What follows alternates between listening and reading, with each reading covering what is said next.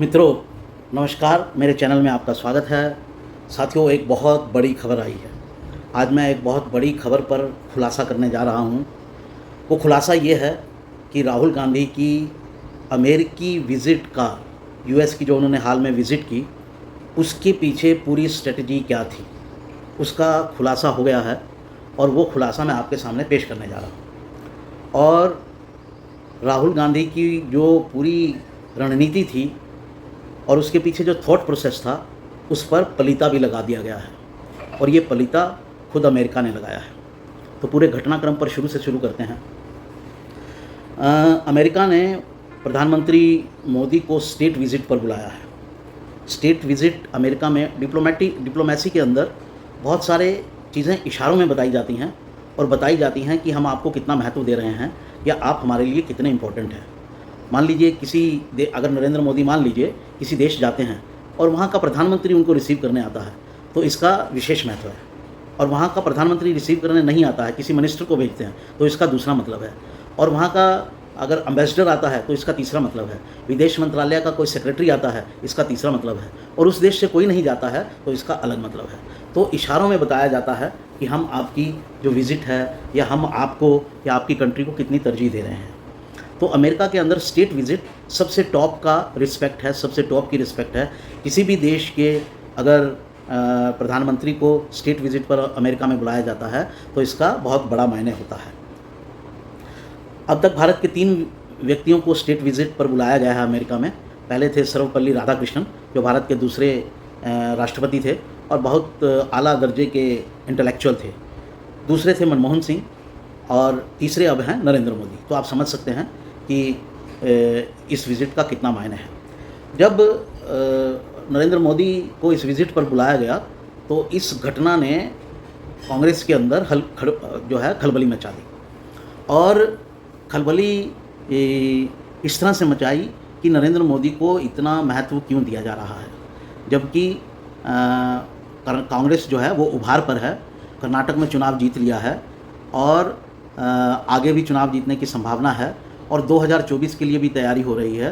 तो जब कांग्रेस में ये सब हो रहा है तो मोदी को इतना महत्व क्यों दिया जा रहा है, तो मुद्दा ये था।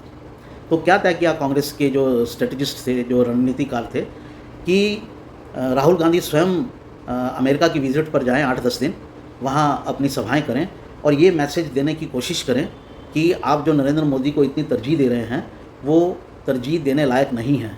2024 के बाद वो भारत के प्रधानमंत्री नहीं रहने वाले हैं और भारत के प्रधानमंत्री जो हैं वो राहुल गांधी होंगे, इसलिए आप नरेंद्र मोदी को कोई तरजीह मत दीजिए। और इस बात का खुलासा जो है वो राहुल गांधी ने अमेरिका में अपनी सभाओं में किया, जो उन्होंने कहा कि नरेंद्र मोदी नमूना है, नरेंद्र मोदी दंडवत प्रणाम करते हैं, मैं नहीं करता हूँ, नरेंद्र मोदी की सरकार हार रही है, कर्नाटक का चुनाव हार गई, अब आगे के चुनाव जो हैं वो भी हम जीतेंगे। जो 4 राज्यों में चुनाव होने हैं, तेलंगाना का हो, मध्य प्रदेश का हो, राजस्थान का हो और चाहे फिर छत्तीसगढ़ का हो, वो भी हम जीतेंगे। 2024 में हमारी सरकार आएगी तो हम ये करेंगे। नरेंद्र मोदी की सरकार जो है वो एंटी माइनॉरिटी है, एंटी मुस्लिम है, एंटी सिख है, एंटी क्रिश्चियन है, एंटी दलित है, एंटी आदिवासी है। ये वगैरह जितना एक खाका, नेगेटिव खाका नरेंद्र मोदी के चारों तरफ बनाया जा सकता था, वैसा राहुल गांधी ने बनाने की कोशिश की। अब उनका पर्पज़ यही था जो मैंने आपको बताया कि नरेंद्र मोदी को तरजीह देना बंद कीजिए, वो सत्ता से बाहर जा रहे हैं और आप हमको तरजीह दीजिए, कांग्रेस पार्टी को तरजीह दीजिए। इस काम के लिए राहुल गांधी को जो हैं उन्होंने जितनी भारत विरोधी शक्तियां हैं सबका उपयोग भी किया। उनके जितने स्पॉन्सर्स थे वहाँ पर सब मुस्लिम थे और ऐसे मुस्लिम संगठन थे जो भारत विरोधी रहे हैं। इंटरनेशनल जो इस्लामिक ब्रदरहुड है, जो इस्लामिक टेररिज्म को जन्म देती है और उसको बढ़ावा देती है, उनके साथ उनके संबंध हैं। और तो और पाकिस्तान की ISI के साथ भी उनके संबंध है। इस पर भी बहुत चर्चा हो चुकी है और एक बार मैं भी आपको चर्चा करूंगा, बताऊंगा कि सवाल ये है इसमें कि क्या राहुल गांधी ISI और अंतर्राष्ट्रीय भारत विरोधी इस्लामी संगठनों के हाथों में खेल रहे हैं। ये सवाल मैं आपको छोड़कर जा रहा हूँ, इसकी चर्चा मैं 1-2 दिन में करूँगा। क्या सवाल है? सवाल है, क्या राहुल गांधी ISI के चंगुल में फंस चुके हैं? क्या राहुल गांधी अंतर्राष्ट्रीय इस्लामिक ब्रदरहुड के चंगुल में फंस चुके हैं? क्या राहुल गांधी ऐसी संस्थाओं के चंगुल में फंस चुके हैं जिनका एजेंडा भारत में गज़वाए हिंद करना है और हिंदुओं को समाप्त करना है? ये विषय है, इस पर हम फिर किसी अगले दिन चर्चा करेंगे। अब राहुल गांधी जब वहाँ गए तो वहाँ पर अमेरिका ने उनकी बातों को कितना एक्सेप्ट किया या कितना नहीं किया।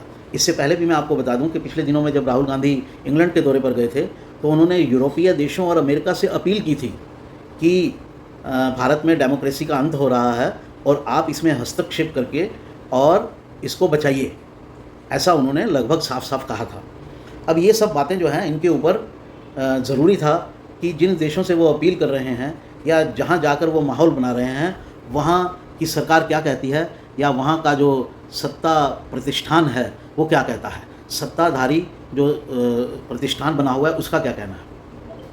राहुल गांधी को उम्मीद थी कि अमेरिका उनकी बातों को सुनेगा और अमेरिका जो है वो मोदी को अपना सपोर्ट देना बंद करेगा, ऐसी उनकी उम्मीद थी।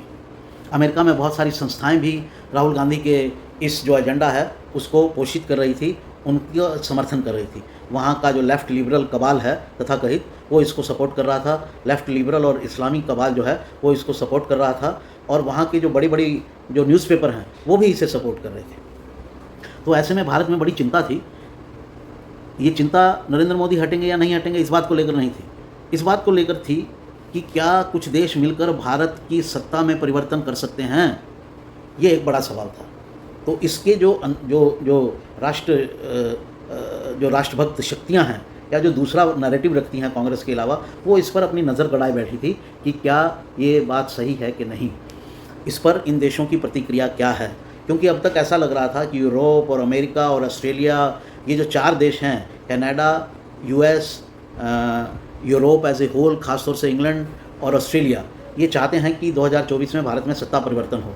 और इनके जो स्टूज हैं, जो चमचे हैं, जो दलाल हैं, वो भी ऐसा चाहते हैं और खुलकर ऐसा कहा उन्होंने। जैसे सोरेस एक अंतर्राष्ट्रीय स्तर के व्यक्ति हैं जो देशों में सत्ता परिवर्तन करवाने की कोशिश करते हैं अपने लाभ के लिए। तो उनमें से सोरेस ने ये कहा कि मोदी को हटना होगा, लगभग उनकी बात का तात्पर्य ये था। और इसके लिए वो ऐसी संस्थाओं को आर्थिक समर्थन दे रहे थे जो संस्थाएं भारत में कांग्रेस को समर्थन देती हैं। तो आप लिंक जोड़ सकते हैं, सोरेस का कांग्रेस से सीधा लिंक एस्टेब्लिश हो या ना हो, लेकिन इस तरह से लिंक एस्टेब्लिश हो जाता है कि सोरेस को ए माना जाए तो वो 20 संस्थाओं को पैसे देते थे भारत में मोदी विरोधी अभियान चलाने के लिए, और 20 संस्थाएं जो हैं वो सी यानी कांग्रेस को समर्थन देती थी मोदी को हटाने के लिए। तो एक लिंक एस्टेब्लिश होता है। तो इन सब पर पलीता लग गया।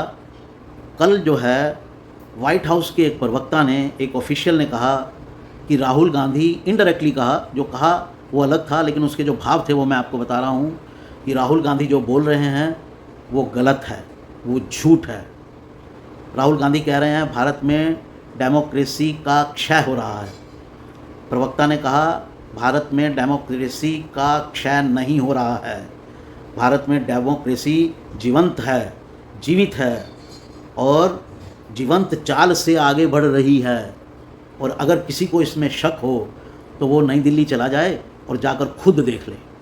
ये बहुत बड़े शब्द हैं, ये सॉफ्ट तरीके से बचाना नहीं है, ये सीधा सीधा एक ठुकाई करना है, एक चपेट देना है, एक झिड़की है कि राहुल गांधी ज़्यादा मत बोलिए, हमारे और मोदी जी के रिश्तों को ख़राब करने की कोशिश मत कीजिए। अमेरिका की सरकार मानती है कि मोदी ऐसा कुछ नहीं कर रहे हैं जिससे भारत में डेमोक्रेसी का क्षय हो रहा है। और अगर किसी को भी इस बारे में शक है तो नई दिल्ली चले जाइए, देखिए वहाँ रेसलर का प्रोटेस्ट हो रहा है, वहाँ किसानों का प्रोटेस्ट होता है, 1 साल तक होता है, सरकार कोई उन पर अत्याचार नहीं करती है। जो डेमोक्रेटिक मीन्स हैं उस पर वहाँ की सरकार कायम है, कोई भी अनडेमोक्रेटिक फासिस्ट तरीका नहीं अपनाया जाता है उन्हें दबाने के लिए। और कर्नाटक जहाँ बीजेपी सत्ता में थी, केंद्र में भी सत्ता में थी, वहाँ रिज़ल्ट पब्लिक ओपिनियन के हिसाब से ही आया है, ना कि उसको किसी ने इन्फ्लुएंस करने की कोशिश की है। ना इलेक्शन कमीशन ने, जिस पर आप आरोप लगाते हैं कि ईवीएम में गड़बड़ी है और इसमें गड़बड़ी है और उसमें गड़बड़ी है, जब आप हार जाते हैं कोई तरीका नहीं मिलता है अपनी बात को, अपनी हार को छुपाने का, तब आप सब पर आरोप लगा देते हैं। तो अमेरिकी अधिकारी के जो बात कही उसका मतलब यही था कि भारत में डेमोक्रेसी वाइब्रेंट है और जिसको शक है वो नई दिल्ली में जाकर स्वयं देख ले। राहुल गांधी को ये बहुत बड़ी झटकी है। इसके एक और भी पॉलिटिकल मायने हैं, उसकी चर्चा भी मैं किसी दूसरे में करूँगा क्योंकि वीडियो लंबी हो जाएगी। उसका मायने ये है कि ये जो अंदेशा जताया जा रहा था कि 2024 के चुनाव में अमेरिकी सरकार अपने डीप स्टेट के ज़रिए या अपने सभी जो इंस्ट्रूमेंट्स हैं, जो उनके अष्टभुजाएँ हैं, उनके ज़रिए क्या भारत की सरकार को बदलने की कोशिश करेगी, इस पर एक बार तो एक क्वेश्चन मार्क उठ गया है कि ऐसा इस स्टेटमेंट के बाद तो नहीं लगता है। तो क्या होगा इसका पूरा विश्लेषण, लेकिन ये बात कंप्लीट नहीं है जो मैं कह रहा हूँ। इसके और भी आयाम हैं, और भी भुजाएं हैं, और भी चीज़ें हैं। डीप स्टेट क्या सोचती है, डेमोक्रेसी के सत्ता प्रतिष्ठान के और इंस्ट्रूमेंट्स और भुजाएं क्या सोच रही हैं, तो इस पर भी एक दिन चर्चा करेंगे। तो दो मुद्दों पर अलग से चर्चा करेंगे, लेकिन कम से कम आज के लिए ये बात सत्य है कि अमेरिका ने राहुल गांधी और कांग्रेस पार्टी को एक बहुत बड़ा झटका दिया है और कहा है please stop your language. Narendra Modi को सोच समझकर अमेरिका में बुलाया जा रहा है, सोच समझकर नरेंद्र मोदी को सम्मान दिया जा रहा है। एक मुद्दा और भी उठता है जिस पर मैं चर्चा करूंगा कि क्या अमेरिका समझता है कि राहुल के बस का वो करना नहीं है अंतर्राष्ट्रीय डिप्लोमेसी में जो मोदी कर सकते हैं, जो चाइना के खिलाफ मोदी स्टैंड ले सकते हैं, ये राहुल के बस का नहीं है। ये भी एक मुद्दा है, इस पर भी मैं आपके साथ चर्चा करूंगा। तो 2-3 मुद्दों पर चर्चा करेंगे। आज के लिए इतना ही, इस एपिसोड में, इस वीडियो में इतना ही। ये एक बहुत बड़ी घटना है, इसलिए मैं इसे आपके सामने लेकर आया हूँ। साथियों, मेरे चैनल को सब्सक्राइब करें, मेरे चैनल को लाइक करें, शेयर करें। आपसे एक ही उम्मीद है कि जितने आप सब्सक्राइबर बढ़ाएंगे उतना मैं आपके समक्ष आऊँगा। अगर आपको लगता है कि मेरी बात आप सुनना चाहते हैं, आपको ये पसंद आती है, आपको ये अच्छी लगती है, तो सब्सक्राइब ज़रूर करें और नोटिफिकेशन की बेल ज़रूर दबाएं ताकि जब भी मैं कोई चीज़ पोस्ट करूं तो वो तुरंत आपके समक्ष आए। नमस्कार।